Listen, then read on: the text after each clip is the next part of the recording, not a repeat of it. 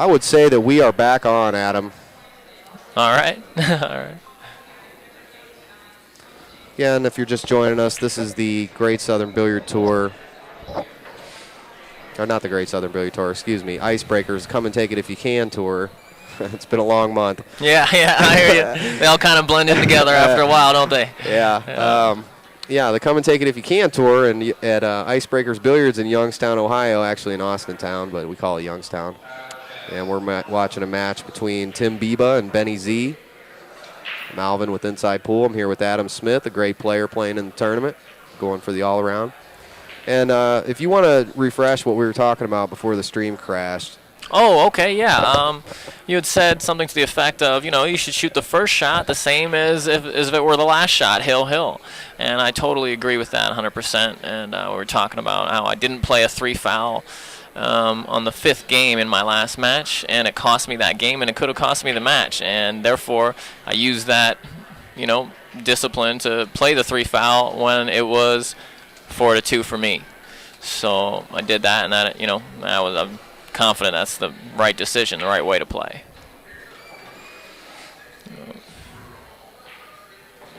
Absolutely.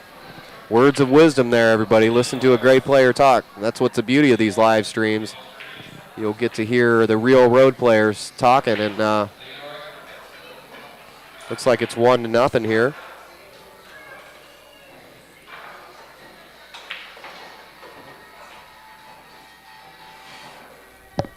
In favor of Mr. Z, Benny Zimmer, who plays out of Fiddlesticks Billiards Cafe in North Canton. Great room you all want to go to. It's actually my home pool room when I'm in town.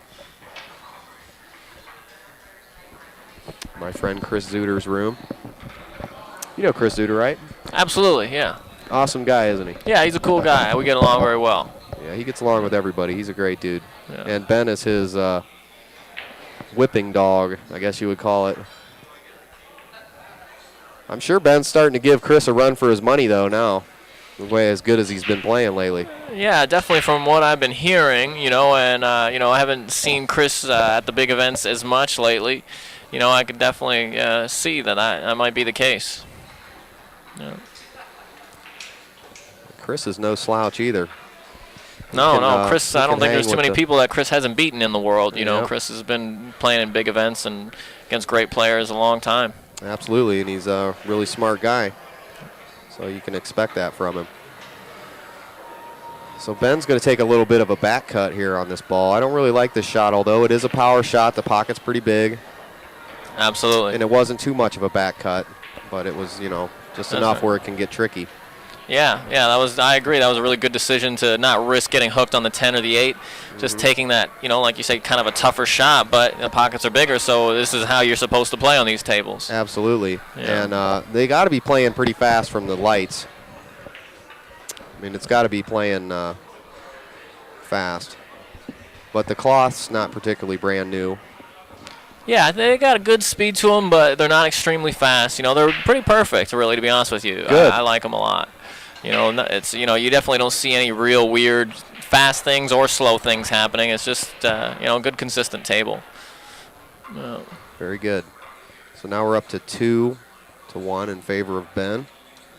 And this could be a quick race to 5 if things keep going Ben's way. But again, that first rack, that first error. Yep. That was made by Tim.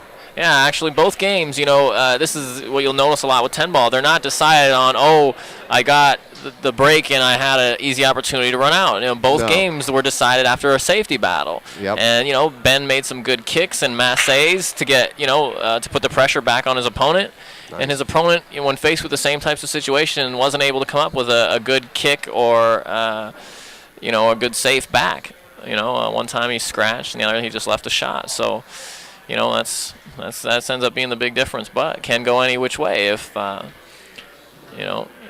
Tim, plays his game. He can do anything. He can beat anybody. So. Really? Yeah, I'm not familiar with Tim.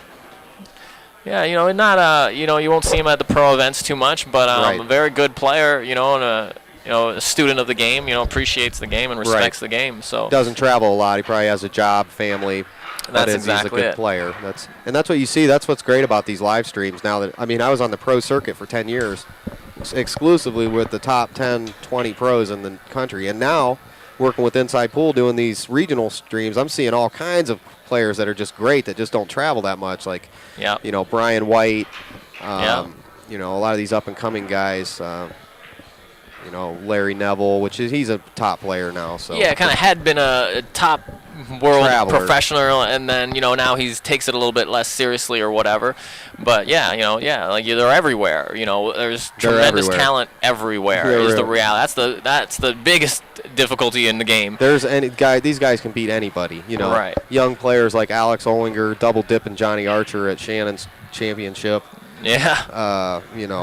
With weight, of course, but still, just players that are run out and eyeball. I mean, that just don't travel that much. Yeah, and also you got to remember the nature of the game is so much more difficult than any other game, any other sport, that they can take the ball away from you and not give it back. It really doesn't matter how good you are when you're seated, and that's where you see all these guys. They're playing very well, and they're playing good run-out pool, and yes, you can lose to anybody. And you can also beat anybody, so it makes it a very challenging profession, and long hours, too. Definitely a dedication. Yeah, definitely. Look at this. Nice. Good shot. This might be a fast match here. Mm-hmm. So you were at the Derby. What was your experience there? Oh, it was a great event as usual. I always tell people, to sum it up, if you have to choose one event to play in, to watch, to gamble, to whatever, there's no question. There's no comparison. The Derby City is it. With the new venue, there's a smaller quote-unquote action room, but the tournament venue is amazing, and Harrah's is a great place there to have their event, and it's just a great professional event. It was awesome for sure. Yeah. And we had pretty unusual circumstances there this year. We had a real TV producer there walking around, Doug Stanley, scoping out for the Pool, Poker, and Pain TV show that they're going to put on. I mean, that really is going to be a huge thing, and Inside Pool is hopefully going to be dealing with Blair in the show and helping out, and I think this is going to be a really big step for Pool. Yeah, it definitely seems like something that could attract a lot of positive attention, positive media. So, definitely, you got to do all these things that, anything that might be able to help, we got to do them all. And we do. And get as much, focus back on the game as we can, because the game is amazing. It is. There's no reason for such a lack of funding. Right, and that's what people like J.R. Calvert has been doing for 10 years, has really been putting them, and myself and Sally Timko and we, and yourself, we've all been just putting everything into this game to get it huge. And finally, with the beacon of hope from somebody like Doug Stanley or Blair to come in here and help get Pool humongous, which what it needs, then everybody's going to benefit. Right, that's right. And I think that's the thing that the players haven't understood well to get together, that everyone benefits when you promote professionalism and you promote the sport the way it should be. Absolutely. So I'm really psyched up about that, and I'm really hoping I get a chance to get involved with that somehow, and Inside Pool does as well. And they will. I've already heard from the grapevine that people respect people that have been trying for 20 years. People respect that. Good people in the industry. It takes a lot to keep yourself a good name in this industry. Yeah, I agree. So, but it's going to get less and less against each other and more together, and that's what we want. So Ben has ball in hand. Yeah, I played a real good safe there. His opening shot after Tim didn't make a ball on the break, and Tim wasn't able to come with he tried, I think, a three-railer, and wasn't able to come up with that hit. And now the table looks pretty open, and like you said, Ben's kind of been rolling, so not too many reasons why he should. It's a tap out really from here. Right. Yeah. I shouldn't have any problems, but the game is tough. This is the biggest thing that I teach to people is I just don't play any shots as though they're easy shots. The game is just the hardest game in the world, so you just gotta appreciate that. Well, how do people get a hold of you, Adam? What's your sponsors and website and all that good stuff? Oh, well, yeah, I have a website, adamgqsmith.com. And I'm always traveling around and giving lessons and doing clinics and working with people, trying to help that out. So not hard to get a hold of. And you're out of Chicago? Detroit, actually, currently. Looks like the economy in Detroit is really almost disappeared. So I might end up having to move. Things are going to get better. What's that website again? AdamGQSmith.com. Okay. It's currently under a little bit of construction because I had to move hosting sites or whatever, so we're transferring all the data, but it's there, and I should be able to. They can also link to you through Facebook, right? Yeah, absolutely. AdamGQSmith@yahoo.com is my Facebook that I try to keep in touch with all my students and fans and friends and all of that. So add me. Well, I'll definitely get on your website and get some more time and take a look at that. Looks like it's still loading. Our internet's been great here at Ice House. I'll tell you, that really helps with the streaming. We've been in rooms where it's super slow and it's just Yeah, it really feels like they kind of went all out with everything. Obviously the diamond tables, the best tables you can get, and they're not cheap, and they went and got those, and 9-footers and bar tables alike. Got all great TVs and great bar, and just a great place. Well, Mike Moosey loves pool. Is that right? Yeah, Mike Moosey, the owner here, he's a big pool fan. Ooh, look at this. It got a little funny. This is the toughest shot he's had to shoot. You got to go for it, though. I don't go for the back cut here. I go for the... I guess he's going to have to because of the scratch. I don't like this shot.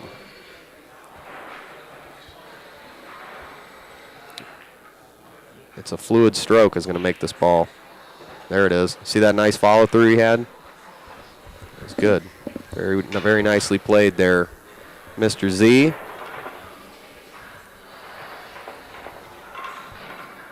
And did you mention your sponsors?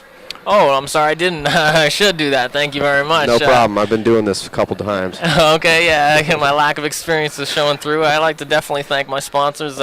Diamond, first and foremost, the best table in the business. They're great company and great promoter of pool. Sure. Predator, obviously, in my opinion, the best sticks. 70% of pros are using them. Great sticks. And then Seaberts.com. It's the #1 Predator dealer in the world, and they're helping me get to where I need to go, because like we talk about, the financial aspect of pool is so tough, so they're helping out the pool industry also. They always do, and and that's what's important. You're spending your time up here commentating for Inside Pool, so we're glad to mention your sponsors, and I think you're a great player. Yeah, and, that's the biggest thing when you talk about getting together is people who are here to promote the sport. We all have the same intention and the same drive, and it's not a you or me kind of a thing. If we all work together, we all promote together, then we should all benefit. Absolutely. Very clearly.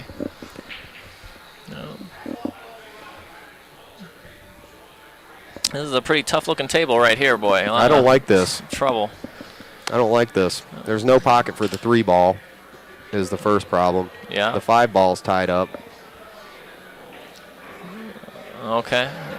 He chose to try to play safe right there because he didn't like the looks of the table also, but I think he might have benefited from trying to make the 1 and play safe on the 3 instead, because as you can see, it's already clustered, so it might be easier to play it safe at that point. But he chose to go this way, and even though he didn't get a hook, it does still look as though it's safe, But now he's kind of giving Ben the driver's seat, so especially up 4-0, it's not a good time to give your opponent the options. Got that right. See what he did here. This is an interesting shot he made. Nicely played shot. I mean, if that's what he wanted to do there. That was hard to tell right there. I'd like to also thank CMB WSU out on the chat. He's been working real hard for on the stream, doing all the links and stuff. So he just linked your sponsor for you there. Okay. And he's been linking Inside Pool all day and any other thing that is being mentioned. He's a great contributor to the moderator crew. Oh, I missed there what happened there. It looks like he moved the one, but Ben has ball in hand, so I don't know if... He must have hit another ball first, or Okay. I was actually reading the chat. I should have been paying attention, but hey. Yeah, we were both kind of procrastinating. distracted a little bit. Well, that's what's new. I mean, these live streams, they're coming up with so many new things. Now we got this chat where the whole entire world is helping us commentate, and it's a multi-dimensional thing now, these streams. And yeah, it's much more exciting. I think the word exciting was really the key there. It's much more exciting. The more people involved, more fan involvement, more interaction between, the fans and the players. It's, I love every aspect of it. It's really coming into its own now, I think. So yeah, pool is coming to where it needs to be.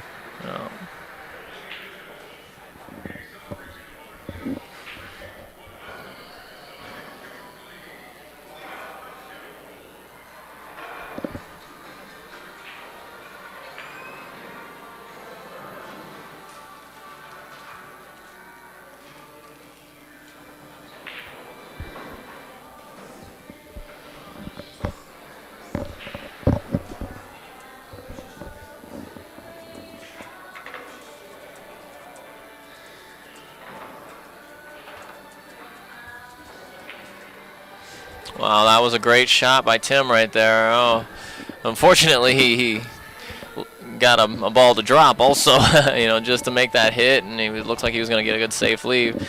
Now he's got to face this safe leave. He might have a good opportunity to play even better safe here.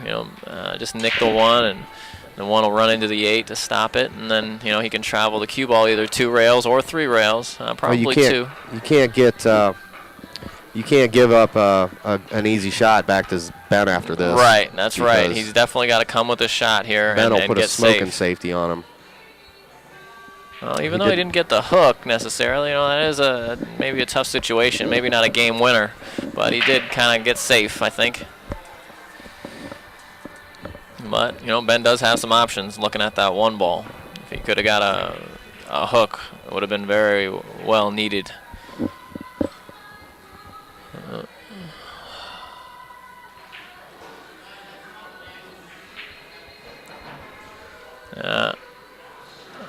And he ended up playing the shot that Tim really needed to play. So now, again, putting all the pressure back on Tim to try and come with something extra. And Tim really needs to be the one putting that on Ben. Well, you played a really tremendous safety battle in the last match you played on the TV. A couple of them, really. I think even in the first rack, it was like really heavy duty. You guys were both wanting to win real good there. And you were talking about that earlier, and that's, you came right out of the gate firing, so on all cylinders, and that's the way you got to do it. That's how you get to rest easy for a minute. You're not on the L side of the bracket, Yeah. You're not on the left side. You're on the right side, and you get a little break for a second, and that's how you stay on top. You win immediately. Oh. Yeah, I noticed very quickly in my career that, you must have the capacity to start out playing perfectly, because a lot of times if you don't get an opportunity in the end. So in order to do that, I actually started training myself to not have to practice. So now I never practice. I've trained myself to just bring it out of the gate. And a lot of people, disagree with that, obviously. Yep. But definitely something that's working for me, and I see the logic in it further than that. So, that's a great shot right there. Sure did. Now, focus is also another very important thing I notice in the streams, I'll tell you. When the player starts looking at his phone, watching the television, looking around the room, watching other tables, player B wins. Absolutely, yeah. I think discipline is the most important thing if you're going to be a professional at anything. So obviously anybody can tell you, hey, if you want to play the best you can, you shouldn't be talking on the phone or watching TV or talking to somebody or whatever, but to have the discipline to do that all the time when things are going against you and all of that is the key, and that's what controls it. So yeah, I think I see that very deeply, especially with the very best players in the world, guys who've been winning for 10 and 20 years, like Efren Reyes and Ralph Souquet and Johnny Archer. That's what you see most consistently. Wow, what a shot. Beauty. Oh, this is unfortunate. Oh, no. Oh, my goodness. Man, he came with an inverted 3-rail kick to make a great hit on that ball, and just didn't Just went straight to the side Man, pocket. that's a shame to see that happen there. Yeah. Especially, when he's been struggling throughout the match and he hasn't been coming with the great shots, to finally come with something, when it looks like all hope is lost, and then have that happen. It's just, no, that's a heartbreaker. That's a real heartbreaker. Yeah, Ben's going to take full advantage of this. Looks like our... Yeah, I think that's 2 fouls, so I think he's got the opportunity to hook him one more time and win the game, win the set. So I don't think Tim has even a game under his belt here. No.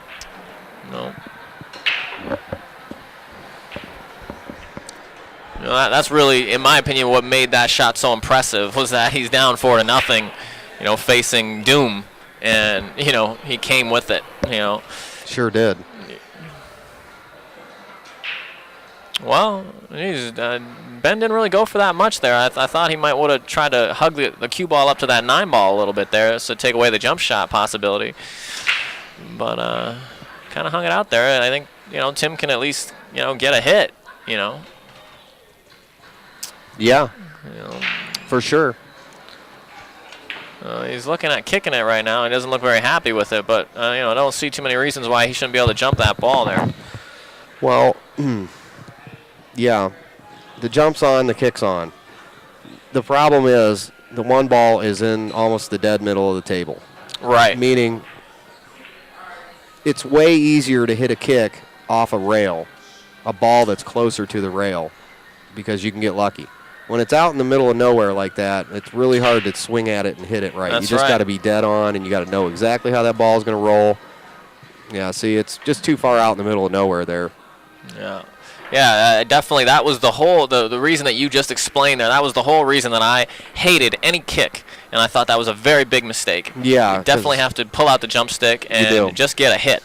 Right, the 3 ball's tied up. Maybe you'll get lucky. That's right. And even if you don't, you still have the 3 ball tied up. You don't really need to get lucky. You just need to hit the ball. And wow, he went for it, and unfortunately, it didn't really work out. For all those reasons you were describing.